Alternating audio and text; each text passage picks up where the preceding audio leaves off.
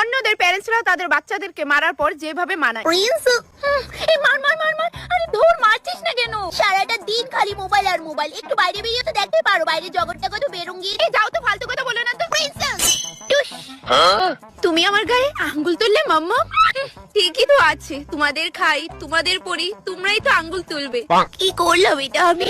তুমি আমাকে এত জোরে চড় মারলে, কিভাবে পারলে বলো? সরি সোনামা, মামামের কোনো ইন্টেনশন ছিল না তোমাকে মারার। সি মামাম also cry. You don't love me, please go.